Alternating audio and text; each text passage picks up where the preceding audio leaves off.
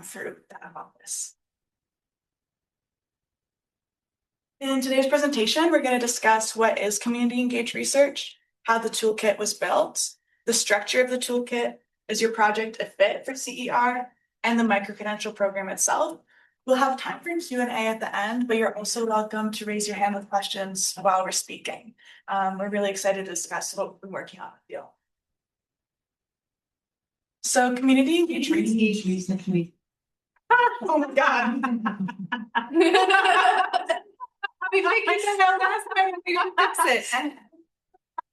There's a video attached. I'm speaking yet.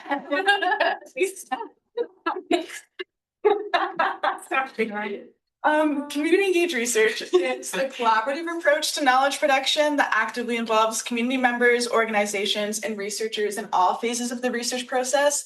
So this is really about defining goals jointly and working towards them throughout the entire process. And so there's a lot of benefits to this. And one of the big ones is that it really bridges science and society. So you can translate your scientific research into real solutions that help people. And so that really makes the work become relevant and practical. It also creates a strong and bi-directional relationship with the community where they learn from you, but you also learn from them. And that actually enhances your work and its impact to the people. And so you can have advisors, decision makers, and validators on your team, but also within the community.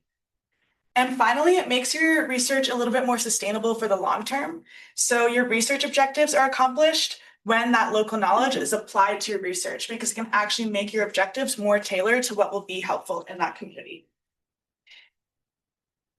So our program includes an open resource toolkit and a microcredential. So the toolkit is 6 open access modules housed on Canvas. And then the microcredential is a badging program, which we'll discuss further in detail in this presentation. And the primary goal of both of these is to educate researchers to better understand the needs and perspectives of the communities where their studies are conducted, as well as the people in those communities who are disproportionately affected by environmental or climate change-induced risks and changes. We're really grateful to have received funding from the CU Boulder Impact Grant Program located in the Office for Leadership Support and Programming. And we're going to continue to receive funding from them to launch our microcredential. So we're really excited about that and hope that some of you are interested in joining the first official cohort of the program. So how this toolkit was built, first we started with a CER working group, which included environmental science researchers, mostly from CERES, who are CER practitioners. And then we have the CER design team, which both Becca and I are part of.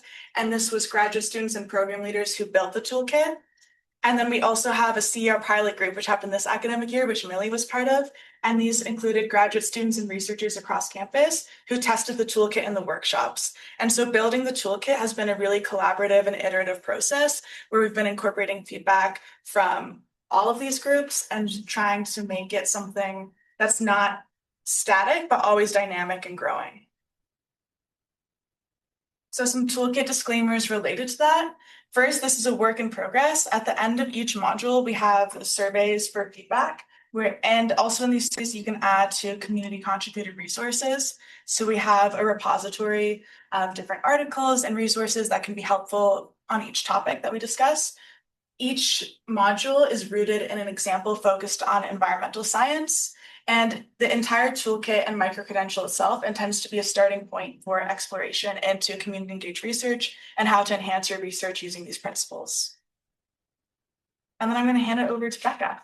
I don't know, are those lines on the screen in here? That's so weird. Yeah, it's really weird. It is weird. I'm seeing they're showing up in yeah. It's on here. Oh, it is. Yeah. Huh. Well, you can all roll with it, right?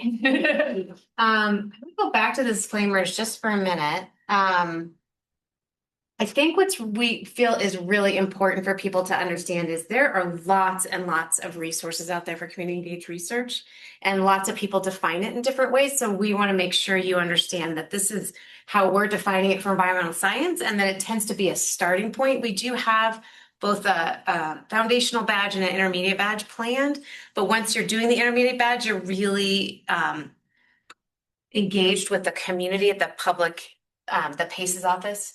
Office for Public and Community Engaged Scholarship, right?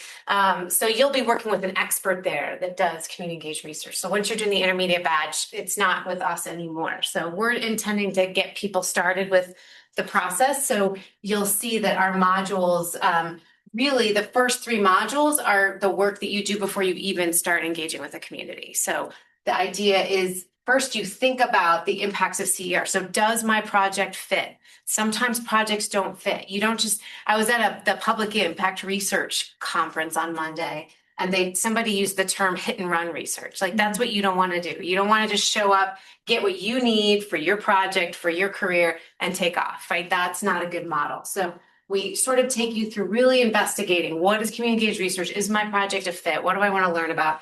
And then we have a whole module where you dig into your identities, your positionality, what you value in your research so that you're grounded in that when you walk into the community. Because if you're not grounded in that, you're going to get into some sticky conversations where their values are different than your values.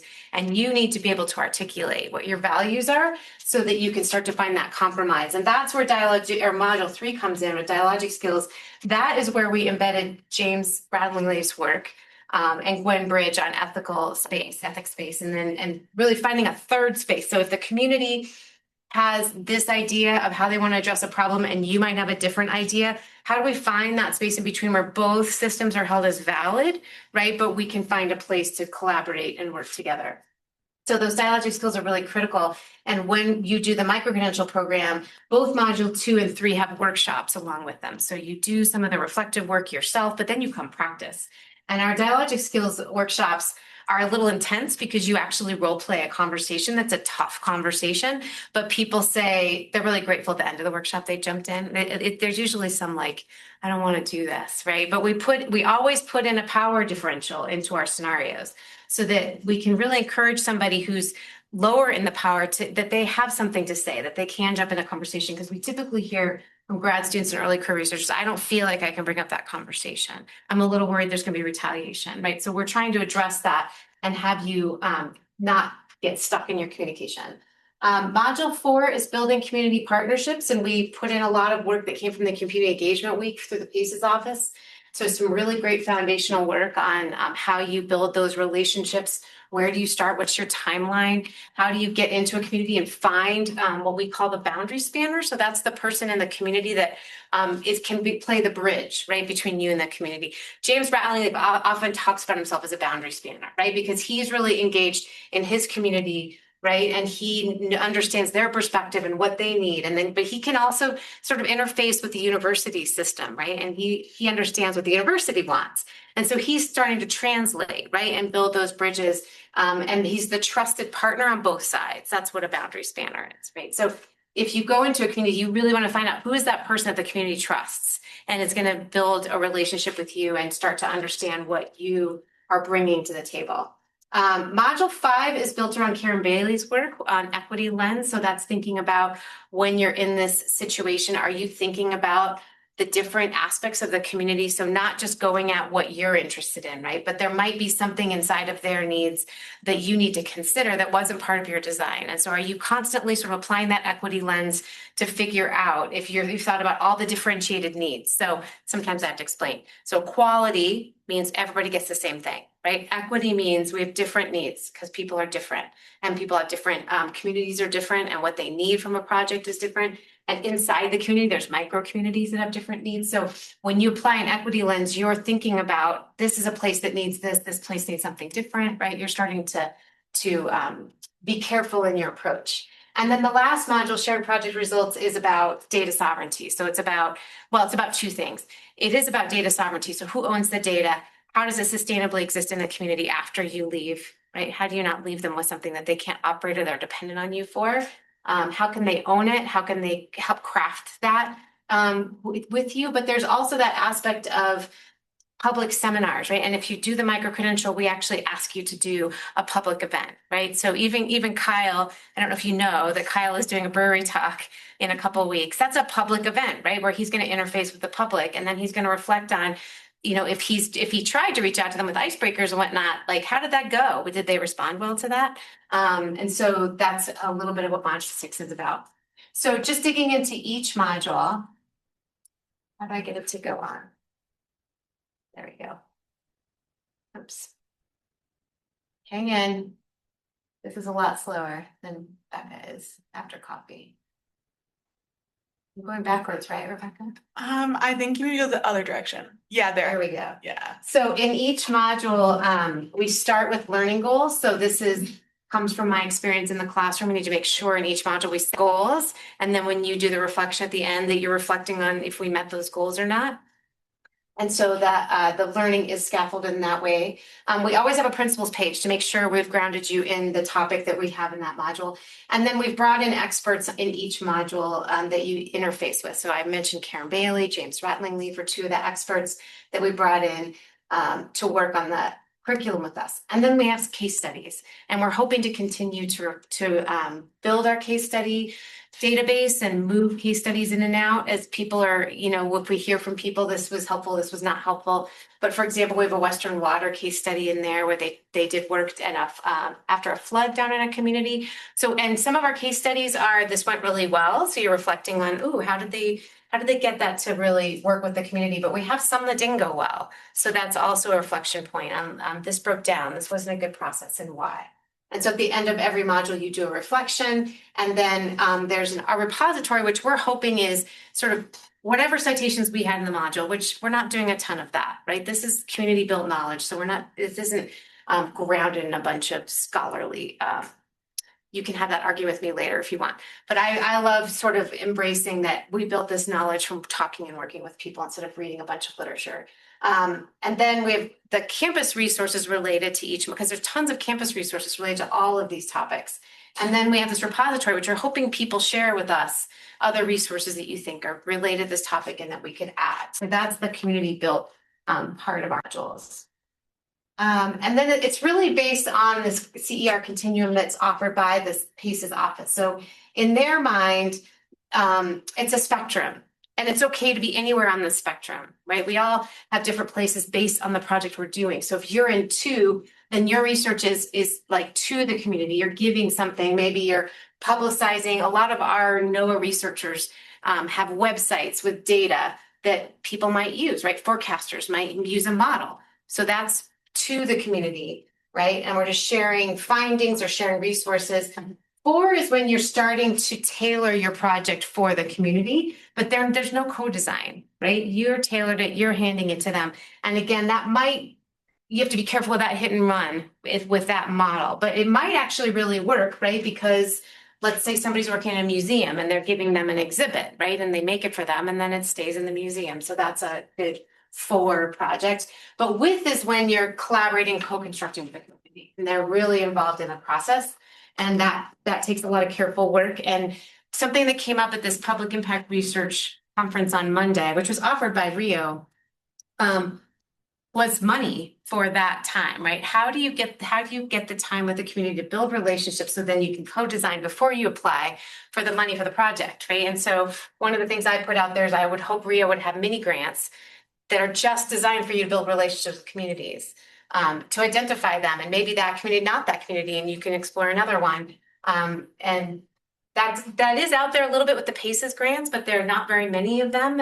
So I think I'm hoping Rio builds out more of a structure to help people take the time to carefully build those relationships. I'm waiting. Oh, there we go. Okay, so just a little bit on the benefits, and then I think I'm going to turn it over to Millie. The reason we love CER is we feel like the research is really tied to the community needs, and that feels really impactful. And one of the things I said yesterday, or when I was at this public impact research workshop, is that I spent on campus, the bulk of my career was working in an academic community for low-income and first-gen students, and I was teaching non-chemistry majors so they could get through their chemistry to do something else.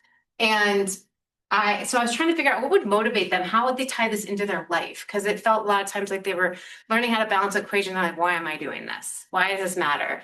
And so I started doing this molecule project where they would pick a molecule, and that molecule was their friend throughout the semester. So every time we learned a concept, they'd apply it to their molecule, and then they would do a presentation at the end of the semester. Like one student picked capsaicin, which is the which is what's in peppers that makes them spicy. And then he actually did a demonstration as part of his project where he ate a really spicy pepper in front of everybody and he started sweating. So he's like, this is what happens when capsaicin's in your body and this is the reaction. And then he pulled out this big jug of milk and just started downing the milk. And then he explained why the milk, right, dissolves the capsaicin because of the fat. So I was doing that project and I always made the students tell me why that molecule, because they couldn't pick a molecule because once he was like, oh, I want to study ethanol because I want to know why it makes me drunk. I'm like, no, that's no pass, right?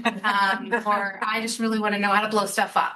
No pass. But I found that most of my students would, it's moving forward on its own now.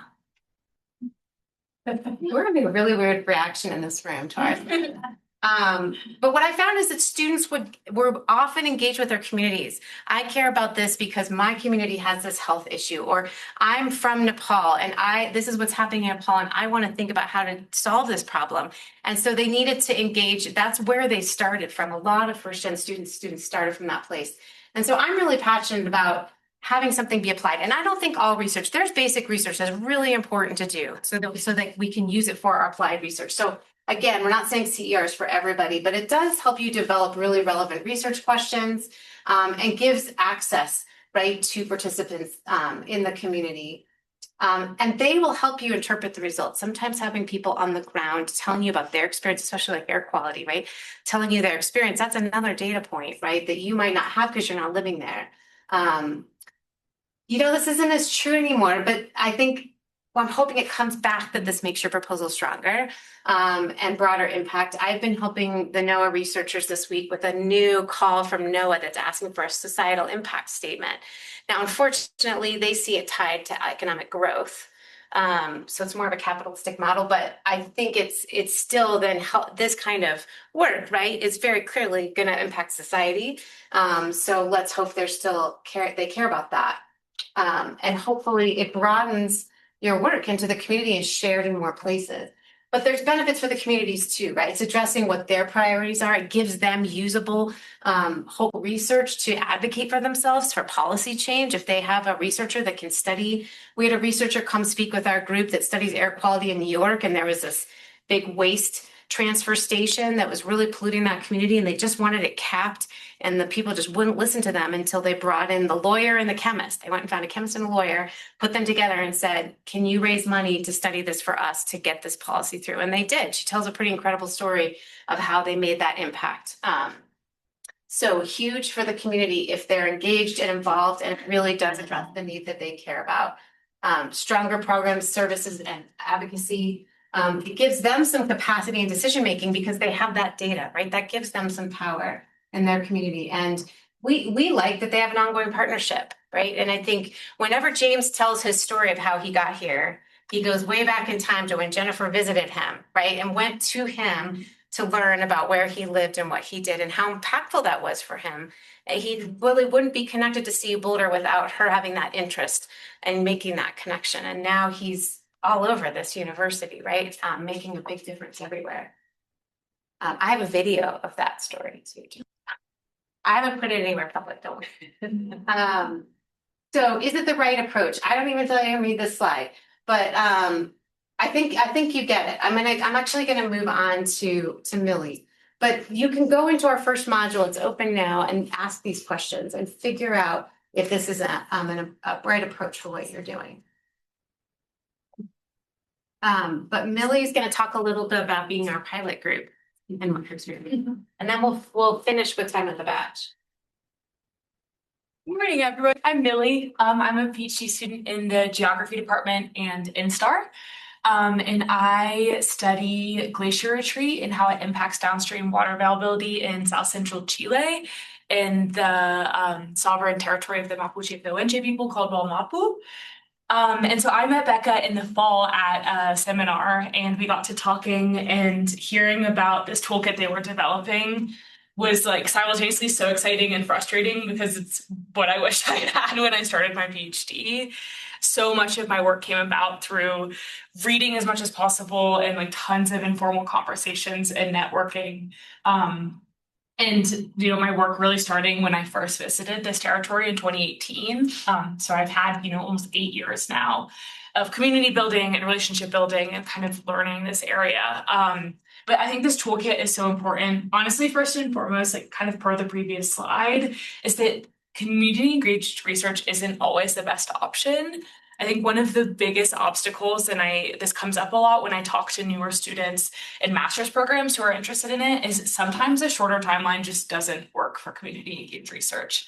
I know for my case, even over the course of a PhD, having enough time to do kind of this iterative approach where there's time for community building and familiarizing yourself with a region or a community or territory, the issues that are being faced, the knowledge that's held, questions that people might have, then applying for funding, getting the funding, conducting research, presenting your initial findings, hearing their feedback. Like this kind of approach can take a really long time.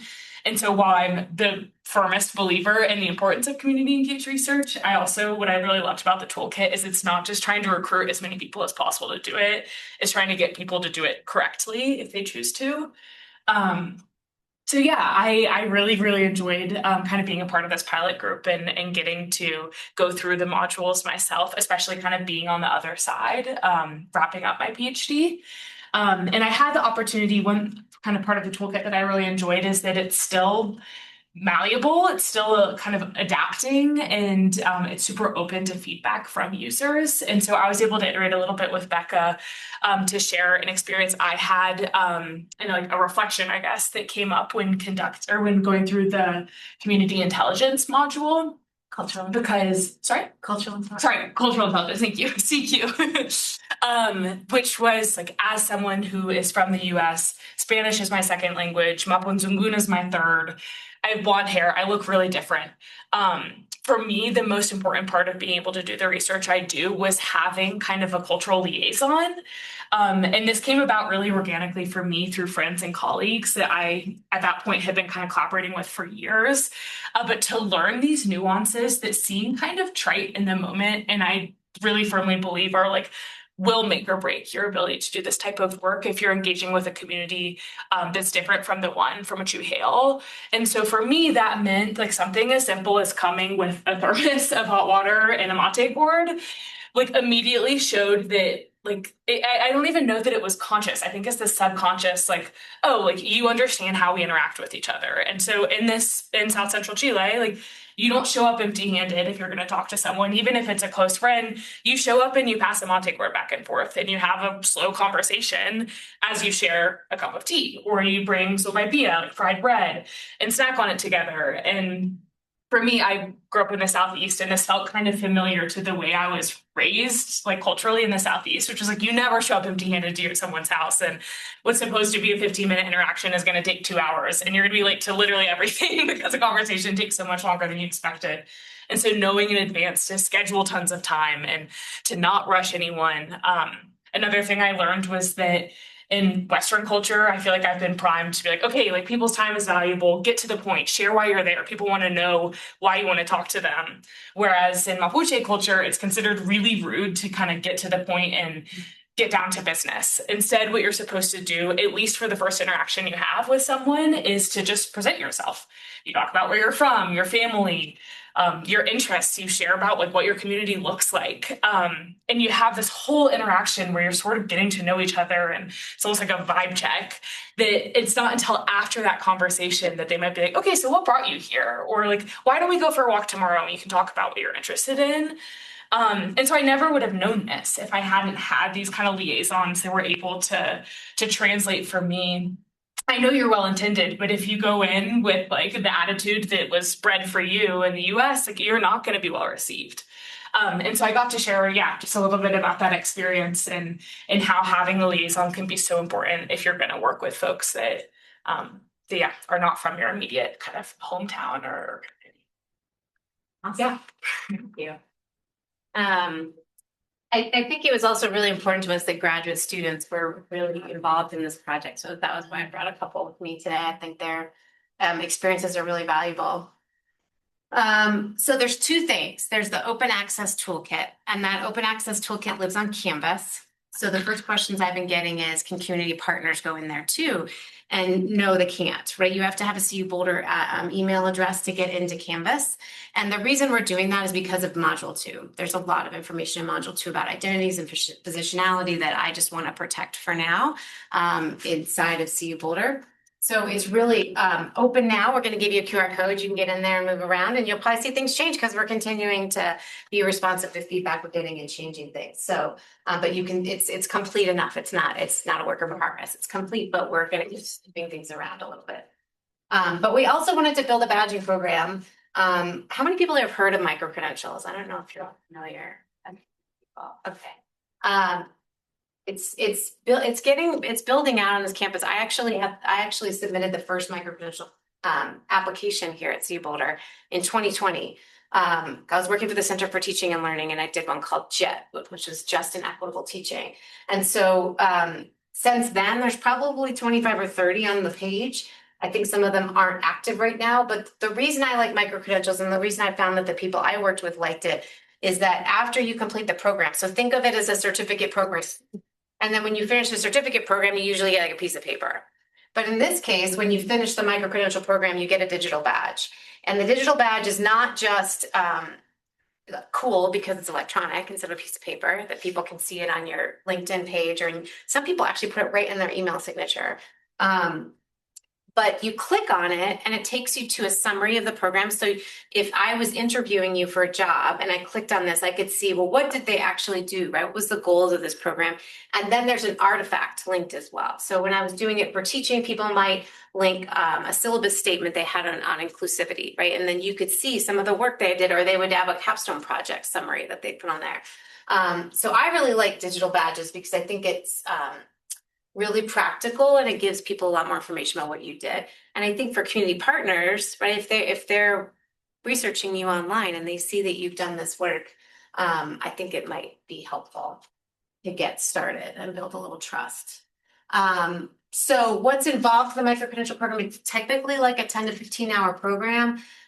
We have foundational and intermediate. So if you're in the intermediate program, you're going to be more bringing a project to really workshop with the cohort and practice your communication skills, practice, go through your timeline with people. But the foundational one is where you'll dig really deep into the modules. And after each couple of modules, we'll have a workshop. So the pilot group tested our workshops for us, and we're going to continue working those up. But we have 4 workshops, I think, right, embedded in there. And then we have some projects that we listed the projects, right, Rebecca? And those are the 4 workshops. So we do one where we dig into your values, positionality, how that impacts your approach to research. And then we have that dialogic skills one I told you where you role play. And then community partnerships is a workshop that we designed where we bring a scenario that had a bit of a breakdown in a community partnership. So you're trying to pick apart, like, what were the mistakes, what could they worked on, and then equity lens, again, applying that approach to a scenario as well. So we're very scenario heavy because we want people to see actual projects, right? We don't want this to live as a like a hopeful thing, community engaged research. It's a real thing really happening and as often doesn't work well. So we really want to be engaging with the real examples as much as we can. And here are some ideas for projects that we've put together because we just applied for this microcredential: a personal value statement, a community partnership plan. Even if you don't have a project yet, you can still build a timeline, right? You can think about what would a project look like. And then we ask you to figure out how to host a public event in some form and then reflect on that event. So any of these things, when you submit, you could use those as your artifacts. So you get choice about what you would want to be demonstrated publicly about your work. That's it. That's what we have for you. We have a QR code, and we can send out these links too. We have a QR code for the toolkit, and then we have an interest form for the microcredential program. Our hope is to run one this summer and then one in the fall. Then we'll see how it's going. But typically with those two, it's not a rigid course. It's not like you're in a course where if you had something come up or you have a trip, we can always sort of push you into part of the next cohort. It's a very flexible program. So that's it. Thanks for listening. Any questions or we love comments too. Yes, Ty. You already brought up the continuity issue a little bit, but it seems like what you originally talked about, like just the building of it, but there also is like once the thing is built, just getting the whole thing, keeping it going across multiple grants. Yeah. What can we do to coordinate the people part of that, right? It's like obviously you have to get the funding to do the thing, but how do you keep the team from falling apart between these grants? Like, is there some like, do we have a long-term strategy for maintaining, or do we have resources that we can draw upon to help us maintain? Yeah, I think that's a great point because this is more about building your start. Yeah, that was one of our disclaimers that we're getting you started. The PACES office is pretty amazing. So they have lots of different programming where they're trying to get people to network on this campus to brainstorm exactly that kind of question. So you can learn from somebody who, even if they're in a different discipline than you, they might have ideas about how to maintain something. Because this air quality researcher that we talked to, she still is engaged with the community long after the grant ends. And so the question is, how do you have the bandwidth for that if you've started another project, right? So I think these are questions I don't know because I haven't done these kinds of projects, but I think PACES is really, and they're starting to bring in, they're getting funding to do, they did a conference in January, but they're going to keep doing campus conferences where they bring these experts that can really talk about that with you. But I think that's one of the biggest challenges. Is both keeping your team. So in our dialogic skills module, we do talk about something I'm passionate about, which is group norms. So making sure your team has a healthy dynamic as you're doing this work too is really critical because the community is going to feel that, right? They're going to feel that you're not quite together. They're hearing one thing from one person and one from another, and that then the trust starts getting broken down. Yeah. So yeah, I think that's a good point. Can I just add to that? Yeah, for sure. Yeah, I think that's such an important question. And one thing I really struggled with was over promising. Like you get excited about a project and you're meeting these people and like all you want is to promise the world and be like, and then we could do that and then that and then that. And I think for me, like always being super transparent about like, I'm a student and I'm gonna graduate. And so like what can we identify that like fits within, like can we both arrive at a timeline that makes sense for us and what can we get done in 2 years together? And so I think being really, really transparent and like continuing to reiterate like the temporal scope of your funding and your time. And that like the other thing that worked really well was like all of my other collaborators are Chilean and like we have an intern that just came on who's an undergrad who's like really interested in staying on for a master's. And so being able to like collaborate with people if you're working somewhere that's not your hometown that can kind of carry on the project once you graduate if you're not able to was helpful for me to be like, okay, I'm not just like, yeah, hitting and running, but instead being like, and this will live on beyond my graduate degree is helpful. Cool. Thank you.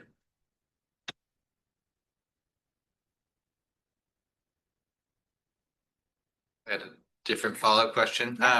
You talked about this sort of like, not like more of a bartering relationship, right? Like I bring this, you bring that to the table.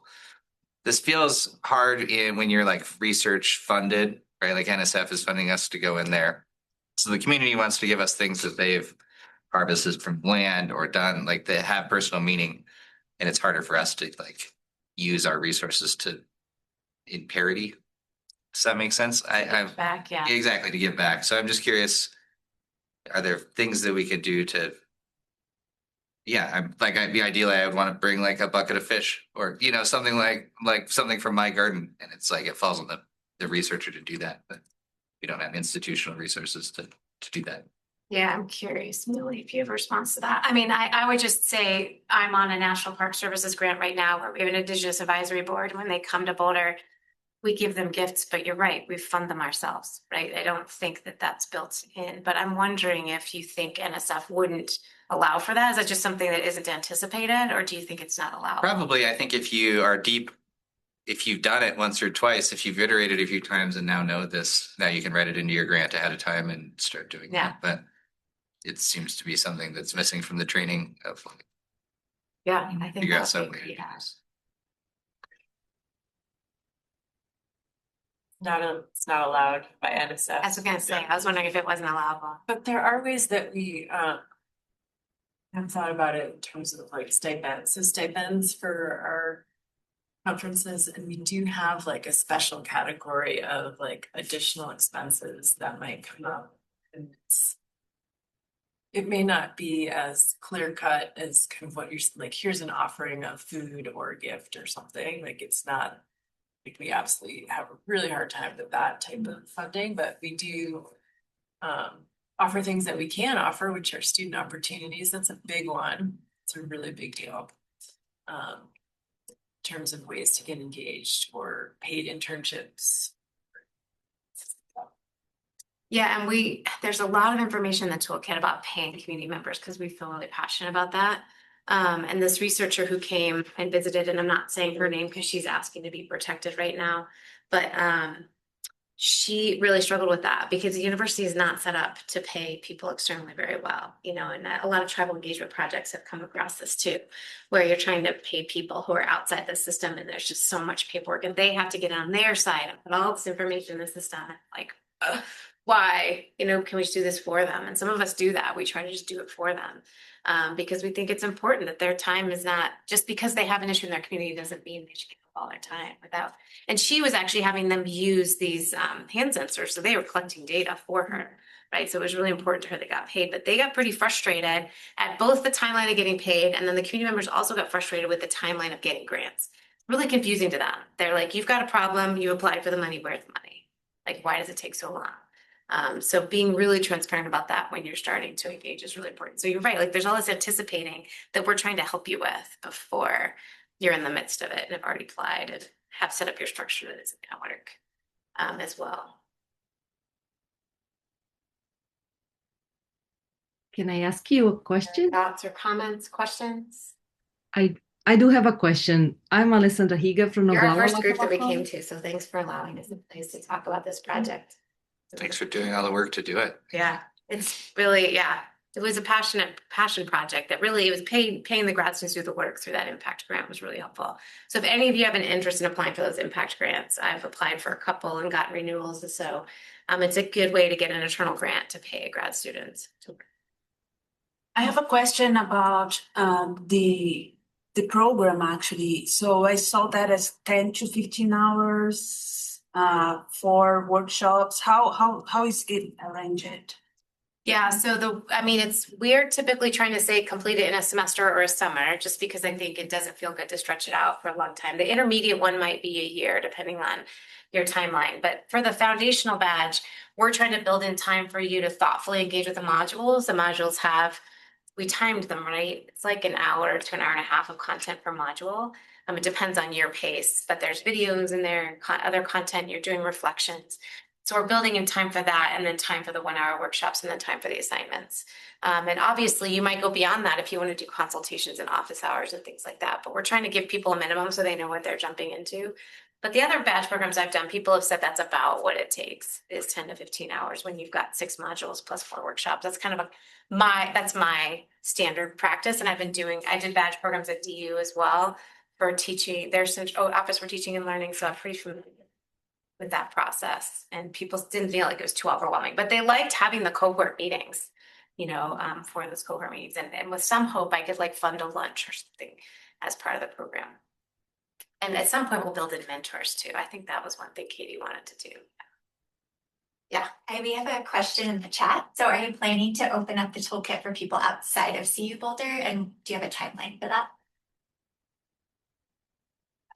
Not in its current status. So I don't know if any of you have built in Canvas. Rebecca has, so now she knows what I'm about to say. It is very time consuming and not super friendly. So yeah, we could have built it in Coursera or something that would have been available to that. And so now we'd have to lift all this content out because the only way to get into Canvas is to have a POI or an CU Boulder email to get in. So because it was paid for by a CU Boulder grant and it's for CU Boulder researchers, that's really where we're at. Well, we have no issue with people lifting things out of it and sharing it with people. I mean, I want this to get places. I don't want to hold it. So, but no, I don't think we're going to build an outside we're not trying to make money or get to people outside. This is an interesting part of community engaged research is it gets you really into this local model, right? I'm trying to really make a deep impact. So I have to stay a little smaller. And so that's kind of my approach. And if somebody else wants to take it and build it and do a bigger thing, that's great. They can totally do that and I'll help them. Just put a DOI on the content. Yeah, I should. Yes. I have kind of a question. I hope it doesn't seem like I'm asking for the wrong reasons. So like to get one of these micro credentials, like once you have that, you can say I have this credential. Like, is that something that's mostly just recognized within CU or series, or is that something that's recognized across universities or beyond universities? Like, what is it going to mean when you go to like a community group and say, hey, look, I have a credential? Like, is that going to, I don't want to be set. Well, I Well, don't, mean, yeah, I don't know that. I was wondering if I could show you. Sorry, Becca, now I'm navigating your computer. How do I get a new tab? There's like a little plus button to the right of that tab, I think. Underneath where it says this meeting's being recorded. I have to move the upper bar, I think. What's that? See the okay, hit okay, Yeah. and then open a new tab. The plus sign next to Oh, the there it is. text. People are watching you, you just Totally. self-watch it. I mean, I think it's worth just playing around with this if you're interested at all. So, this is what a badge looks like, right? And so sometimes, you know, if I'm sitting with you, I can show you like I don't want to try and get into my LinkedIn right now, but I had a professor who did it. So you can see on her LinkedIn that there's that badge there. And so the question is, oh, does that mean anything to a community partner? I mean, you kind of see what it says, but basically you click on it and then it takes them to the Credly page. So let me see if I can get that open. I think that's what I meant to open. So these are like some of the badges on campus. So if I click on a badge, so this would be like if I clicked on it in LinkedIn. If I clicked on it, it takes it to this page. And so you get this really tiny summary of what the badge was about. You see skills. This is kind of ridiculous. That's a huge number of skills. We'll probably have like 4 or 5. Earning criteria, right? And then you click at the bottom on the artifact. So I think if they want to know, there's a lot of information there. But the question I think you're asking is it socialized? Like, where is it socialized, this idea of a micro-credential? And it's not as much at the university. It's really happening more in industry, I think. I'm hearing, and even in the federal space, like I had a friend working at NIH and she said, oh, we're really getting into micro-credentials as a way to do professional development for our staff, you know? So I don't know. I think CU Boulder's gotten pretty into it, but I'm not sure beyond that. But it's definitely a national, Credly is a national organization. This is just their page for CU Boulder. yeah. Is that helpful? Yeah.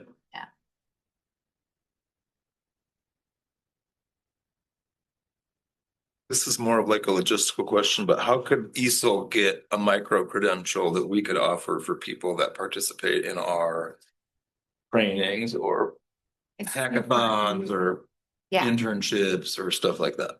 I think it's super easy as long as you can demonstrate why it's not already out there on their badge. So you have to look through all their badges and make sure there's nothing that somebody's already offering that's the same thing. Yeah. That you've identified your goals and that you show that the learners are learning those goals with their artifacts. I don't think that people reviewing this are technically going to ever decline anybody, but they might kick it back to you and say, we don't really think you're meeting this goal with this artifact. I don't even think they're going to do that, to be honest. I don't think it's a hard process. It's a little bit like starting up a new course. There's a little bit of time with the registrar and all the pieces that have to happen. And then once it happens, you have this spreadsheet of people that apply, and then you submit that spreadsheet when the course is done to the registrar, and they send you back that digital link, and you just give that link to the people who did it. And then you can decide if you want it to expire. So we're actually deciding that it expires in 3 years because we want people to do like a refresher. Okay. And so you can define that as well. But You yeah, have to pay like for each one of those that you assign to a participant or somebody that completes? No. it's built for credit bearing classes too. So some people go, and some people are charging for the badging Yeah. too. So you can think about that model if you want. They have all of that in the application. So I can just open up the application and show you if you're interested. Yeah. Or share that Google Doc and take all our answers out. Yeah. There are. The system's kind of funky. Well, we could just hang out. If anybody wants to ask more questions, I feel like I don't want to hold you all. But we'll stay around for a few minutes if anybody wants to look at it with us. I should go back to the QR code. Well, maybe we'll just send them out. We'll send them out. Thanks, everyone.